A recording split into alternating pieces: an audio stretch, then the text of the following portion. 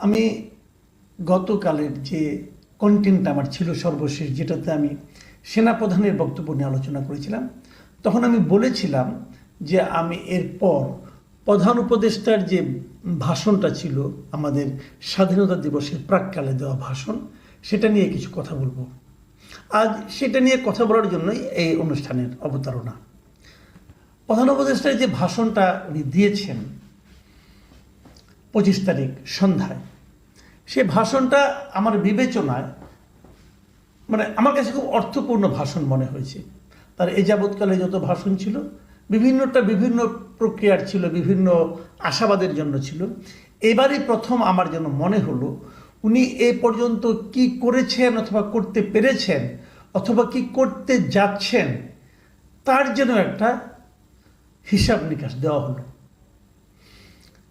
এবং আপনারা বোধহয় লক্ষ্য করেছেন, আপনারা দেখেছেন কিনা জানি না, উনি অনেক কিছু নিয়ে বলেছেন। কিন্তু দেখুন, প্রথম প্রায় 3.5 মিনিটের মতো আমি শুনলাম উনি কেবল দ্রব্যমূল্য নিয়েই কথা বললেন, যে এই সরকার দায়িত্ব নেওয়ার পর একটা বড় চ্যালেঞ্জ ছিল রমজানে এবং ঈদে জিনিসপত্রের দামের লাগাম টেনে ধরা, বিদ্যুৎ সরবরাহ নিশ্চিত করা। এই যে কথাটা উনি এটা নিয়ে শুরু করেছেন এবং এটা উনিরা ভালোভাবে পেরেছেন, এ কথা উল্লেখ করলেন। আমি ওনার এই বক্তব্যের সঙ্গে দ্বিমত পোষণ করব না। আসলে অনেক বছর পর আমরা দেখলাম যে এবার রোজার মধ্যে মানুষের মধ্যে দ্রব্যমূল্য নিয়ে কোনো ধরনের হাহাকার নেই। আমরা প্রতি বছর দেখি জিনিসপত্রের দাম বেড়ে যায় ঠিক রোজা আসলেই, এবং রোজার সময় মানুষ বেগুনি খায়, বেগুনের দাম বেড়ে যায়। এবং আপনাদের মনে আছে নিশ্চয়ই, এটা নিয়ে আমাদের সাবেক প্রধানমন্ত্রী নানা ধরনের ক্যারিকেচার করেছেন। আমি বলবো কীভাবে বেগুনি করতে হবে, কাঁঠাল দিয়ে বেগুনি করতে হবে নাকি মিষ্টি কুমড়া দিয়ে বেগুনি করতে হবে, এসব উদ্ভট সব তত্ত্ব উনি ঝেড়েছেন। তো এবার কিন্তু বেগুনের দামও বাড়েনি। টমেটোর দাম প্রতিবার আমি দেখেছি ঈদের সময় রোজার মধ্যে 100-150 টাকা কেজি হয়ে যায়। আমি গতকালকে টমেটো দেখলাম 20 টাকা কেজি। চিন্তাই করা যায় না। আমি এটাকে সাফল্য বলবো এই সরকারের। এবং এটা যে সাফল্য, এটা আমার বলার দরকার নাই, সরকার প্রধান নিজেও বুঝতে পেরেছেন যেটা একটা সাফল্য ছিল। এবং এই জন্যই উনি প্রথম 3.5 মিনিটের মতো প্রায় এই সাফল্যের কথাই বলছেন। আমার ভালো লেগেছে। বিদ্যুৎ মোটামুটি ছিল, তারপরেও লোডশেডিং হতো, বিদ্যুৎ যেত, গ্রামের দিকে আরও যেত। ঢাকা শহরেও আমি যে এলাকা থাকি সেখানেও বিদ্যুৎ আজকেও গিয়েছিল, আমি দেখেছি। কিন্তু এটা অল্প সময়ের জন্য, এটা সহনীয়, এটা হতেই পারে। বাট গ্যাসে কিন্তু ঝামেলা করেছে। দেখুন, বিদ্যুৎ নিয়ে কথা বলেছেন সাফল্য, বাজার দর নিয়ে বলেছেন সাফল্য, গ্যাস নিয়ে কিন্তু একটা কথা বলেননি। গ্যাসের ঝামেলা ছিল। আমার কথাটা হলো কি, উনি একজন বড় মানুষ, তাই না? রাষ্ট্রের প্রধান, সরকারের প্রধান ব্যক্তি উনি। তো উনি জনগণের সবগুলি ইস্যুকে টাচ করবেন, এটা আমরা চাই। যেমন সাফল্যের কথা বলবেন, তেমনি ব্যর্থতার কথাও বলবেন। যেগুলো পারেননি সেগুলো কেন পারেননি সেটা বলবেন। কিভাবে এই না পারা থেকে উত্তরণ ঘটবে সেটাও বলবেন। আমরা তো এগুলো আশা করবো, তাই না? যেমন ধরেন আইন শৃঙ্খলা নিয়ে উনি তেমন কিছু বলেননি, এটা একটা বড় ব্যর্থতা। পারেননি তো উনি, কেন পারেননি ওনাকে বুঝতে হবে। যদি যে ব্যক্তিকে, যেমন ধরেন আপনার বাজার দরে, আগে যে ব্যক্তি উপর দায়িত্বে ছিল বাণিজ্য মন্ত্রণালয়ে, উনি ব্যর্থ হয়েছেন, ওনাকে সরিয়ে দেয় কিন্তু নতুন একজন বাণিজ্য মন্ত্রণালয়ের উপদেষ্টা নিয়োগ করা হয়েছে। এই ভদ্রলোক প্রথম দিকে আমার বিবেচনায় ভালো করছিলেন না। আমি ওই সময় তার তীব্র সমালোচনাও করেছি এবং আমি জেনেছি এই সমালোচনা নিয়ে উনি দুঃখিত হয়েছেন, অনেক কিছু বলেছেন, আমাকেও অনেকে বলেছেন, যার কটা দিন দেখেন। তো তখন সমালোচনা করেছি, এখন কিন্তু প্রশংসা করছি। ওনার সঙ্গে আমার কখনো দেখা হয়নি যে উনি আমাকে প্রভাবিত করেছেন এই জন্য ঘটনা, তা না। আসলে যে তাই হয়েছে। দেখুন, আমি একটা কথা বলি, আমি আগেও বলেছি, এখনও বলি, আমি মানুষ দেখি না, আমি কাজটা দেখি। এই ভদ্রলোক শুরুতে কাজ ভালো করেননি আমার বিবেচনায়, আমি তার সমালোচনা করেছি। এই ভদ্রলোক এখন ভালো কাজ করছেন, অন্ততপক্ষে এই ক্ষেত্রে বাজার দরের ক্ষেত্রে করছেন, আমি তার প্রশংসা করছি। হিসেব কিন্তু সিম্পল, ব্যক্তি বলে নয়। ওই ব্যক্তিটা আমার কাছে ইম্যাটেরিয়াল, ওটা গুরুত্বপূর্ণ নয় আমার কাছে গুরুত্বপূর্ণ হলো তার কাজটা। কারণ ওই ব্যক্তিটা কে, কেমন, লম্বা কিনা খাটো নাকি ফর্সা না কালো, এটা আমার জন্য গুরুত্বপূর্ণ না। উনি কী কাজ করছেন সেটা ইম্পর্টেন্ট। এবং সেই কাজটা যখন ভালো করবেন আমি প্রশংসা করবো। আপনি বলবেন যে কেন ভাই 2 মাস আগে তো তার সমালোচনা করলেন, এখনও প্রশংসা করছেন কেন? কারণ 2 মাস আগে তার কাজ আমার পছন্দ হয় নাই, কাজে সমালোচনা করেছি। একই কথা, কিন্তু উনি বাজার দর ভালো করেছে, কিন্তু উনি কিন্তু দেখেন চালের দাম কমাতে পারেননি। চালের দাম কেন কমছে না এটা আমার কাছে ক্লিয়ার না। আশা করি এই ব্যাপারে উনি নজর দেবেন। চালের দাম বেড়েছে, হু হু করে বাড়ছে, কিন্তু চালের দাম কমাতে পারেননি। তেলের দাম কমাতে পারেননি, তেলের দামও বাড়ছে। তেলের দাম ওনার হাত দিয়ে বেড়েছে প্রথমে, সেটাও কিন্তু ওনাকে দেখতে হবে। আর আইন শৃঙ্খলা নিয়ে যে কথাটা আমি বলছি, এটা একদমই নাজুক, এটা আসলে ভালো অবস্থায় নেই আমি মনে করি। এবং স্বরাষ্ট্রমন্ত্রীকে গত কয়েকদিন ধরে দেখছিও না আমরা, প্রধান উপদেষ্টা সেটা নিয়েও কিছু বলেননি। তবে উনি অর্থনীতির কিছু সুফল নিয়ে কথা বলেছেন। আমি শুরু থেকেই বলছিলাম, একদম শুরু থেকে আমি বলছিলাম যে এই সরকার কিন্তু অর্থনৈতিক খাতে ভালো করছেন। ভালো করছেন মানে কি, আগে যেমন প্রতিদিন মানে হাজার হাজার টাকা, মানে কোটি কোটি টাকা, হাজার হাজার কোটি টাকা মানে বিদেশে পাচার হয়ে যেত, সেই পাচারটা মনে হয় রোধ করা গেছে আমার ধারণা আর কি। আমি যতটুকু বুঝি পাচারটা রোধ করা গেছে। ব্যাংক লুটপাটের যে মহোৎসব চলছিল সেটাকে থামানো গেছে, এবং এগুলির ভালো কাজ আমি মনে করি সালেউদ্দিন সাহেব ভালো কাজ করছেন। প্রধান উপদেষ্টাও কিন্তু এই বিষয়টাকে উল্লেখ করেছেন, এবং উনি আশা করেছেন যে মূল্যস্ফীতিও কিন্তু অনেক কমেছে। ফেব্রুয়ারিতে মূল্যস্ফীতি 9.32% হয়েছে, এর নিচে নেমে এসেছে, যেটা নাকি গত 22 মাসের মধ্যে সর্বনিম্ন। উনি আশা করছেন জুনের মধ্যে এটা কমে 8%-এর নিচে নেমে আসবে। যদি হয় খুবই ভালো। দেখুন আসলে কিন্তু অর্থনীতির মূল কথা, যদি আপনার পেটে ভাত থাকে, বলে না পেটে থাকলে পিঠে সয়, তো অর্থনীতিটা যদি উনি কন্ট্রোল করতে পারেন, মানুষের যদি দ্রব্যমূল্য যদি নিয়ন্ত্রণে রাখতে পারেন, আমার মনে হয় এটা একটা ভালো কিছু হবে। উনি কিছু পরবর্তী জায়গায় কিছু কথা, দুটো কথা বলেছেন, দুটো আমার ভালো লেগেছে। একটা হলো যে উনি নতুন কিছু প্ল্যান করতে যাচ্ছেন। সেই প্ল্যানগুলির মধ্যে একটা হলো জাতীয় রাজস্ব বোর্ড বা এনবিআর যেটাকে আমরা বলি, সেটাকে ওনারা বিলুপ্ত করবেন, এবং বিলুপ্ত করে সেখানে দুটো বিভাগ করবেন। দুটো বিভাগ মানে একটা বিভাগ নীতি প্রণয়ন করবে, যে এইভাবে কীভাবে নীতি প্রণয়ন করবে, আরেকটা বিভাগ এইটাকে বাস্তবায়ন করবে, যেটা আলাদা বিভাগ করবেন।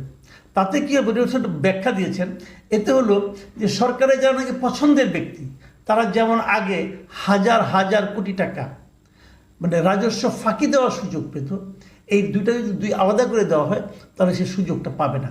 এটা অতীব মানে উত্তম একটা ব্যাপার। আমি মনে করি সরকার তো বুঝতেই পারেন এই যে এত বড় বড় কোম্পানিগুলো আছে, বড় বড় প্রতিষ্ঠানগুলো আছে, তারা কত টাকা রাজস্ব দেয়, এটা দেখলেই তো বোঝা যায় যে কে কত রাজস্ব আসলেই দিচ্ছে, কে কত ফাঁকি দিচ্ছে। বড় বড় ব্যবসায়ীদের এই ফাইলটা ধরে টান দিতে হয়। আরেকটা জিনিস যদি বলেছেন, সেটা হলো যে উনি চীনে যাচ্ছেন আগামীকালকে, মানে আজকে উনি চীনে যাচ্ছেন। সেই চীনে যেয়ে উনি কিছু কাজ করবেন, সেখানে ওনারা কী করবেন, চীনের বড় বড় ব্যবসায়িক প্রতিষ্ঠানের সঙ্গে উনি বসবেন বলেছেন। চীনের প্রেসিডেন্টের সঙ্গে চীনের সঙ্গে বসবেন, এটাও একটা ভালো খবর। আবার চীন থেকে উনি সোলার প্যানেল, পৃথিবীর সর্ববৃহৎ যে সোলার প্যানেল আছে, প্যানেলের যে প্রতিষ্ঠান আছে যারা নাকি বানায় লংজি, তাদের সঙ্গে ওনারা বাংলাদেশে কারখানা স্থাপনের জন্য আলোচনা করবেন। এগুলো ভালো। পাশাপাশি চীন থেকে আরও কিছু স্বল্প মূল্যে চিকিৎসা এবং অন্যান্য বিষয়ে মেডিকেল ক্ষেত্রের জিনিসপত্র আমদানির চেষ্টা করবেন, এবং আমাদের দেশ থেকে চীনে আম, কাঁঠাল, পেয়ারা এগুলো পাঠানোর ব্যবস্থা করবেন। এই একটা আলোচনা মোটামুটি উনি করবেন বলে জানিয়েছেন। দেখুন এটা কেন জানালেন, এটা হলো একটা খুবই সিগনিফিকেন্ট বিষয়, কিন্তু এই কারণে জানালেন উনি বোঝাতে চাইলেন উনি চীনের সঙ্গে একটা দীর্ঘমেয়াদী এবং গুরুত্বপূর্ণ একটা সম্পর্ক তৈরি করতে যাচ্ছেন। এই বিষয়টা হলো সবচেয়ে আলোচনার বিষয়, যে তাহলে কি ভারত থেকে মুখ ফিরিয়ে উনি চীনের দিকে মুখ ঘোরাচ্ছেন। এটা যদি হয় তাহলে এই আঞ্চলিক রাজনীতির ক্ষেত্রে আমি মনে করি একটা বড় পরিবর্তন ডক্টর ইউনূসের হাত দিয়ে শুরু হতে যাচ্ছে।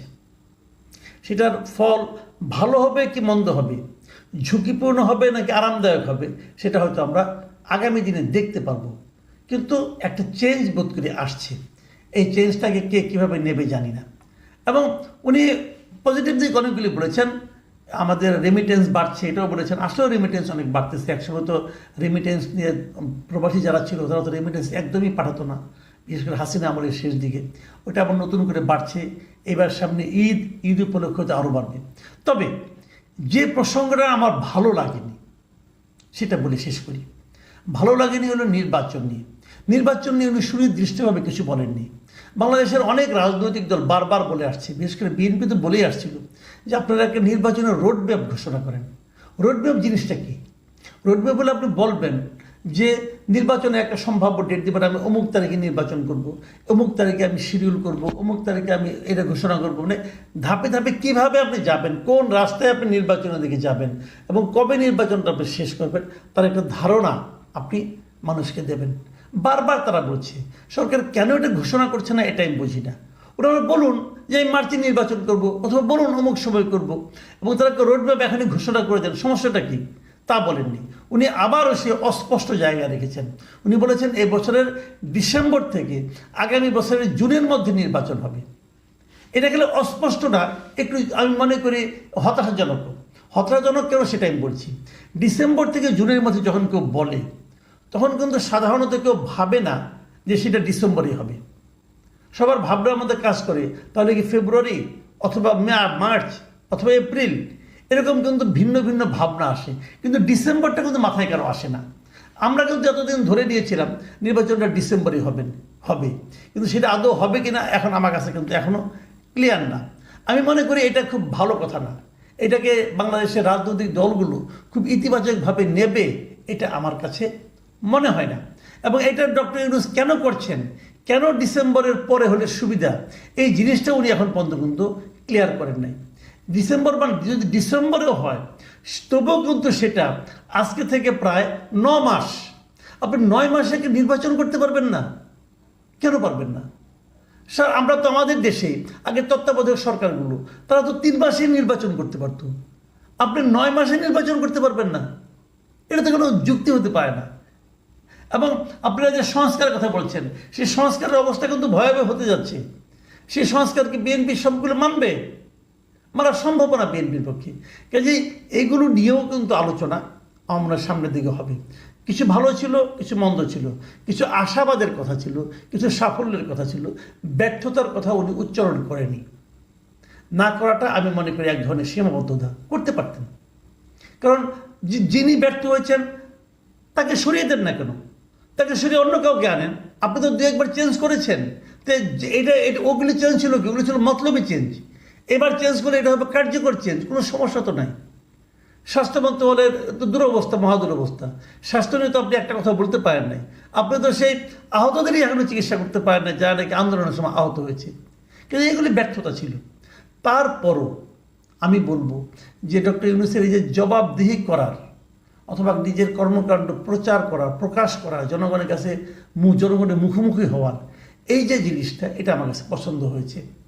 আমি প্রত্যাশা করব, আমি চাইব যে এই সরকার প্রধান নিজে ডক্টর ইউনূস উনি বিভিন্ন পত্রপত্রিকায় কিন্তু ডেকে ডেকে অথবা ওনারা চেয়ে ওনার কাছ থেকে ইন্টারভিউ নেন, একজন ব্যক্তি ইন্টারভিউ নেন। আমি চাইব উনি আগামীতে একটা আমাদের জাতীয় এবং আন্তর্জাতিক সবাই আসুক সাংবাদিক সম্মেলনে, একটা সংবাদ সম্মেলনে উনি আহ্বান করবেন এবং সেই সংবাদ সম্মেলনে খোলা মনে ওনাকে সবাই প্রশ্ন করবে, উনি উত্তর দিবেন এবং সেটা বিভিন্ন গণমাধ্যমে, টেলিভিশনগুলিতে সরাসরি সম্প্রচার হবে।